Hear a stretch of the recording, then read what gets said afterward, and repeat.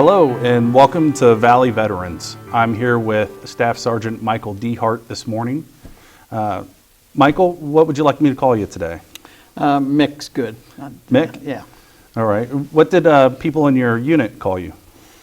Sergeant. Sergeant. Nice.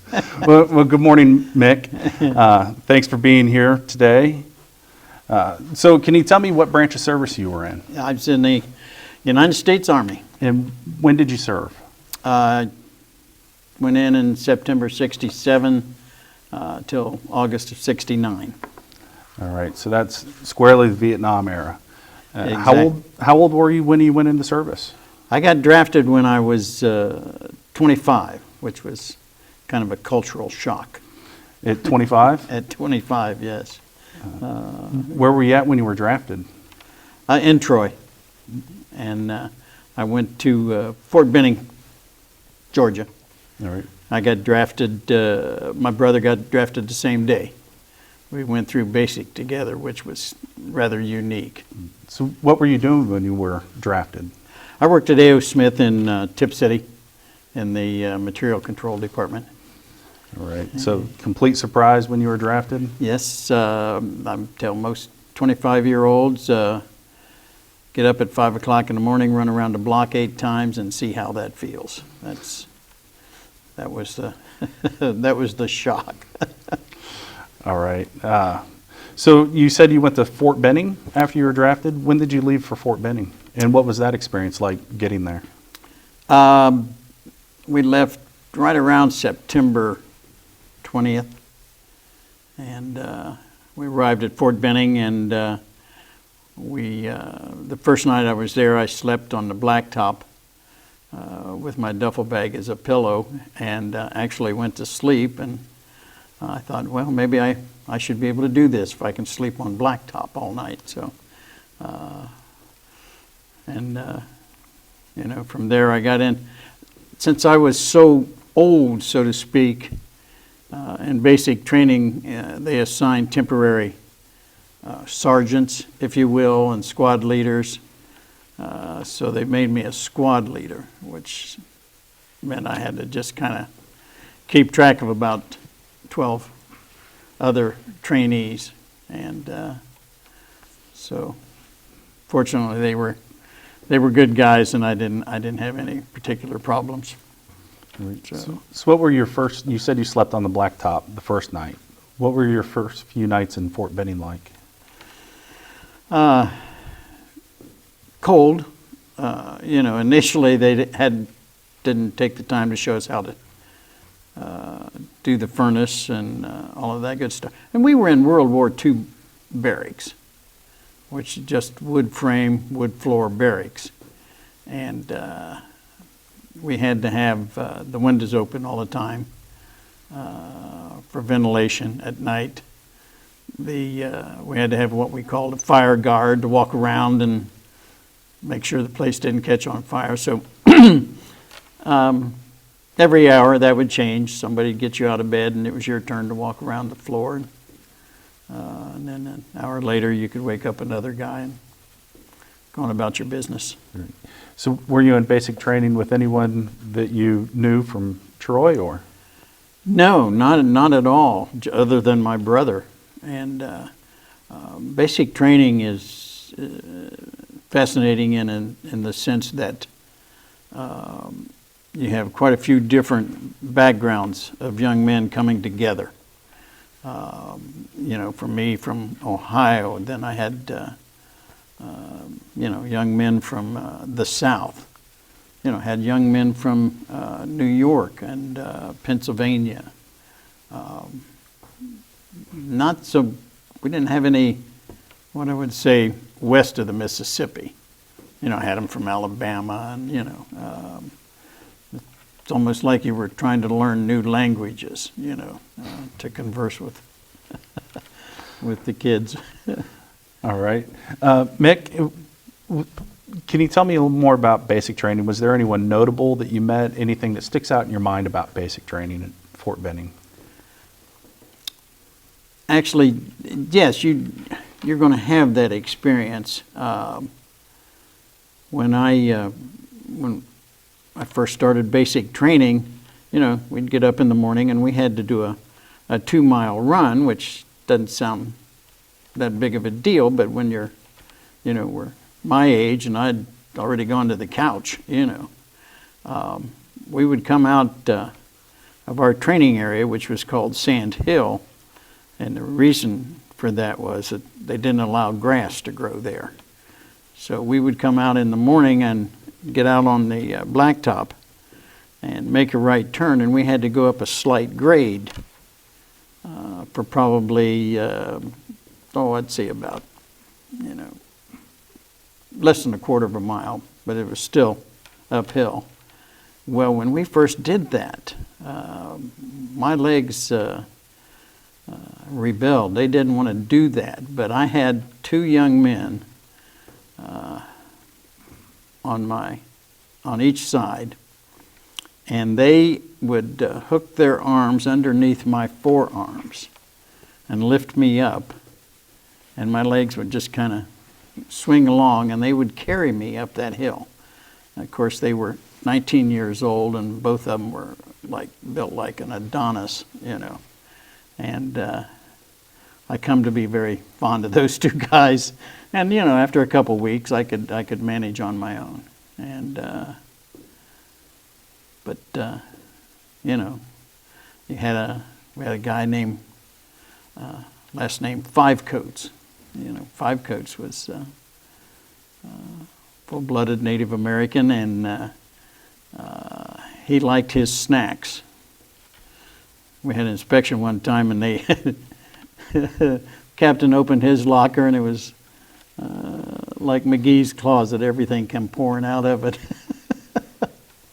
So no, basic was great for me, and I thoroughly. Well, if you have people carrying you, of course. Yes, yeah, worked out great. Yeah. Right. So how long were you in basic? 8 weeks. 8 weeks. And where did you go from there? From there, I went to Fort Polk, Louisiana. My brother Terry went to Fort Ord, California. And at that time, with Vietnam, if you went to Fort Polk, it was kind of a given you were going to go to Vietnam. Right. So how was your, so the first few nights at Benning, you were on the blacktop sleeping. How were your first few nights at Fort Polk? A lot better. We got into the company area, and we got into barracks, and then they were good to go. The furnaces were already working, because that would have been probably sometime towards the end of November. And, but when I went to Fort Benning, or Fort Polk, I didn't get selected as a squad leader, so I was an ordinary trainee. And in basic, I never had to serve KP. When I went to Fort Polk, I got that pleasure of serving KP. And what's KP, Mick? Kitchen police. In other words, you get to peel the potatoes and clean out the grease pit on the stove and just do all kinds of wonderful little jobs.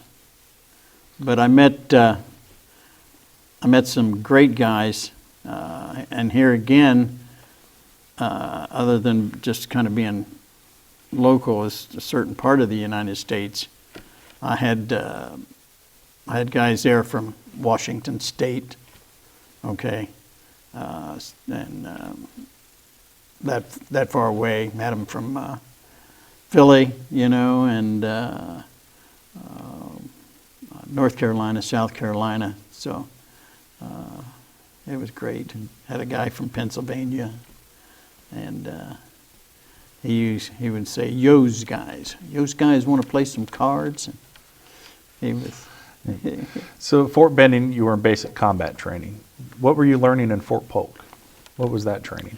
Fort Polk, I actually trained on mortars, okay, because my MOS at that time would have been 11C, which meant infantry mortars, and I trained on mortars. And then towards the end of AIT,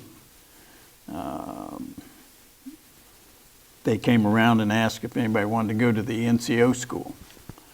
And so I gave that some strong consideration.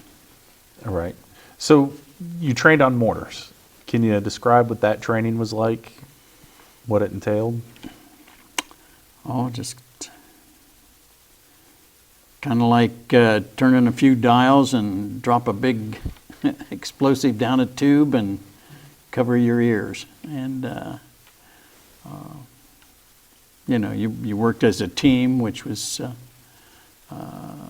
good. And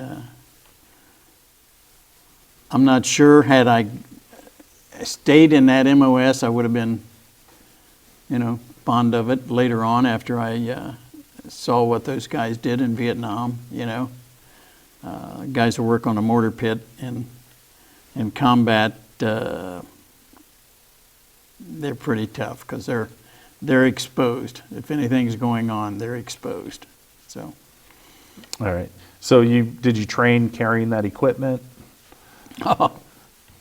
Yes, we trained on 81 mortars, and the mortar is a tube, and it sits on what they call a base plate, and it weighs 50 pounds, you know, give or take, and The base plate.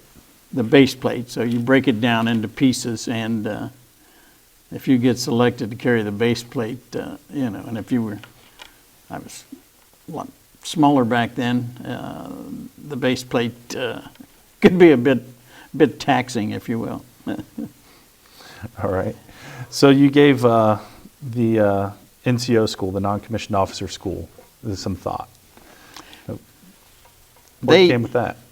They came around asking if anybody wanted to go. Other places in the country, I think they selected people to go, but they asked where we were at for volunteers. And so myself and a few guys got together and said, you know, if we go to this NCO school, we're going to train for 3 months, and then we're going to have on-the-job training for 2 more months, plus leave and everything. You know, we're going to be stateside for 6 more months. You know, the war will be over by then. That was our thinking process. We just miscalculated by a few years. But so I went to the NCO school and never looked back. So when did you start the NCO school?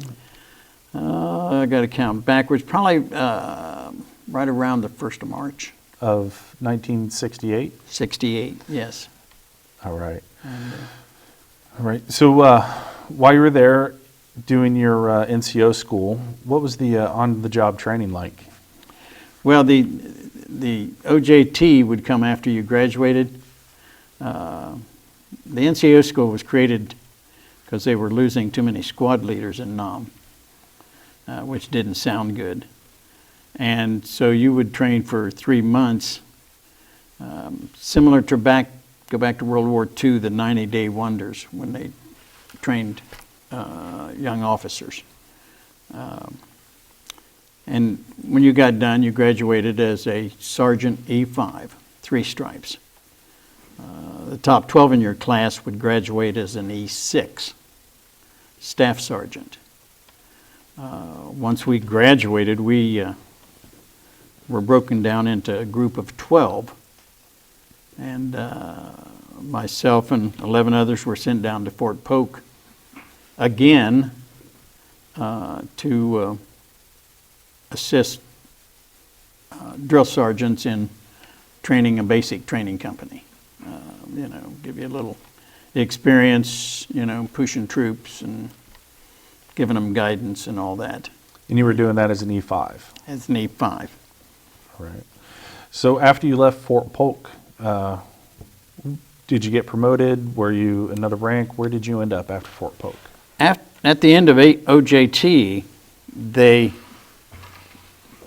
normally, when you went to OJT, they were 11 Sergeant E5s and 1 E6, your honor graduate.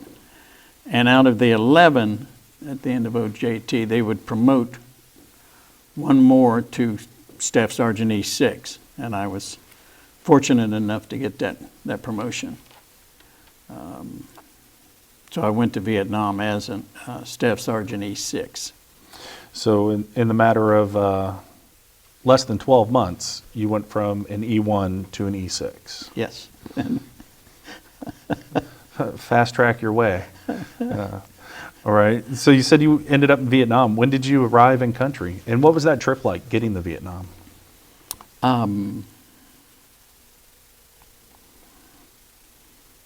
Long.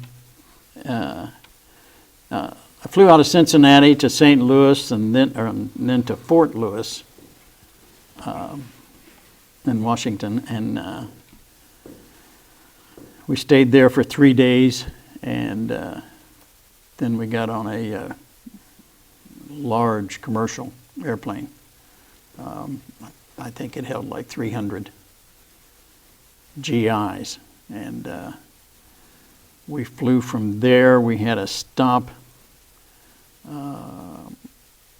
in Japan, and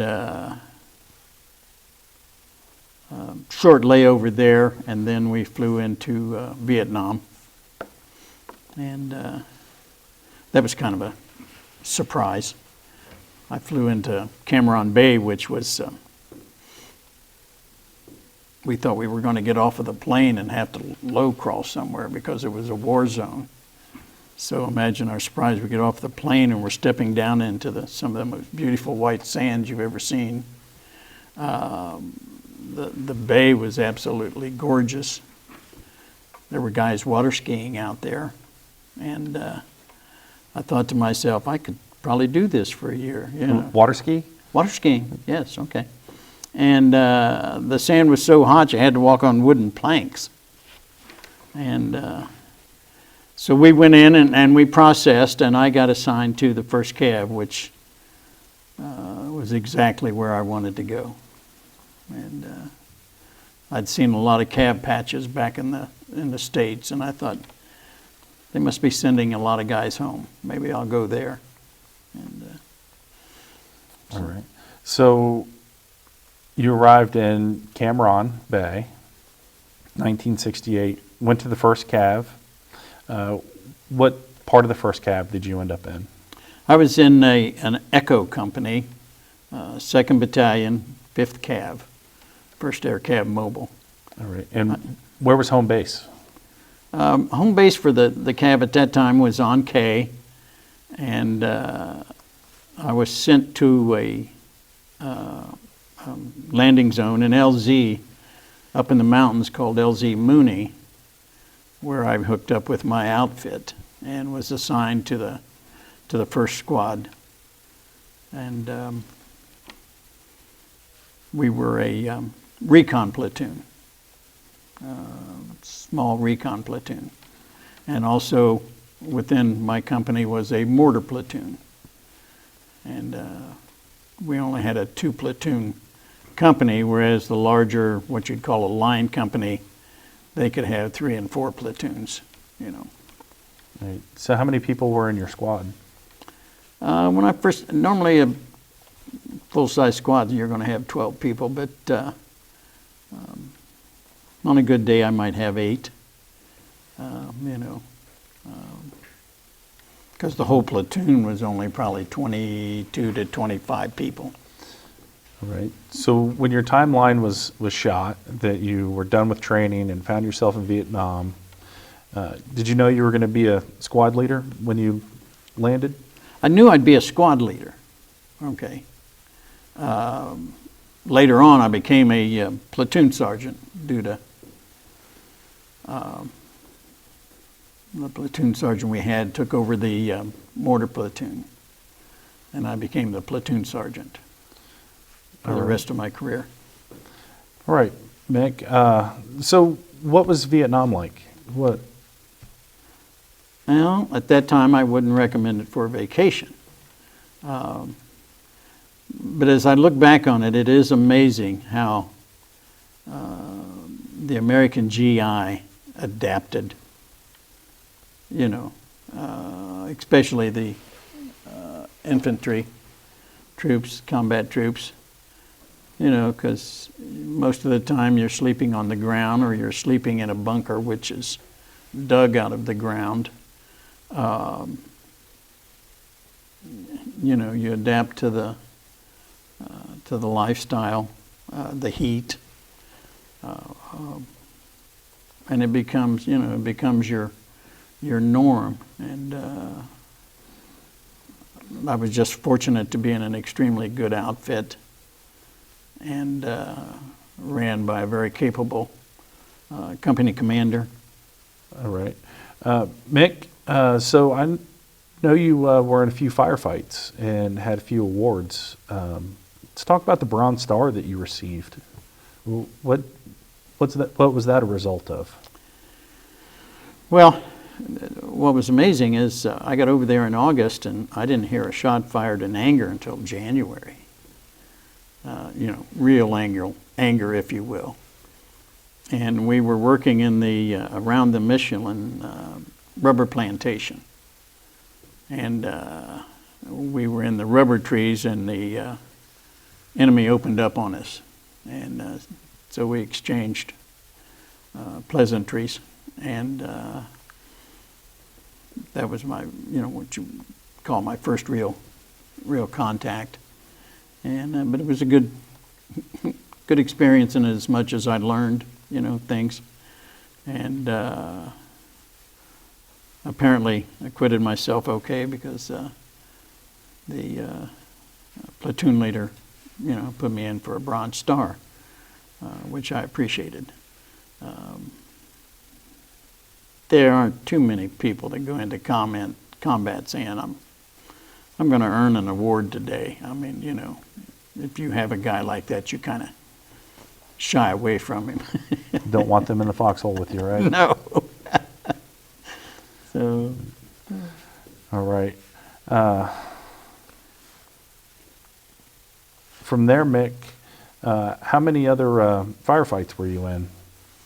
Well, with the Cav, you know, when I first joined them up in LC Mooney, it was right after the Tet of '68. It was fairly quiet, and then the Cav started moving south in Vietnam. And the farther south we got, the warmer it got. And Vietnam, for, you know, the American purposes, was broken into 4 sections, you know, 1, 2, 3, and 4. And by the time we got down to 3 Corps, which was down around Tay Ninh, about the middle of the state towards the bottom of the country, they got pretty warm. There's a lot of activity down there, and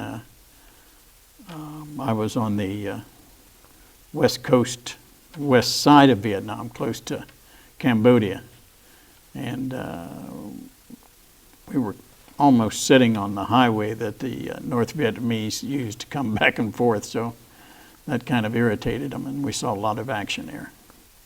When did you leave Vietnam, Mick? August of '69. I had gotten hurt in June and was in the rear until late July, and I went on R&R, came back, and I was pretty well done. I came home in August, flew into Dayton, and I must have got there late because the brass band had already gone. That was... It's in a big pomp and circumstance when you got in? No, you know, and it was kind of deserted for an airport, I thought. All right. Well, thank you, Mick, for answering the questions this morning and your time. Really appreciate your service, and there's more to follow. No problem. Thank you.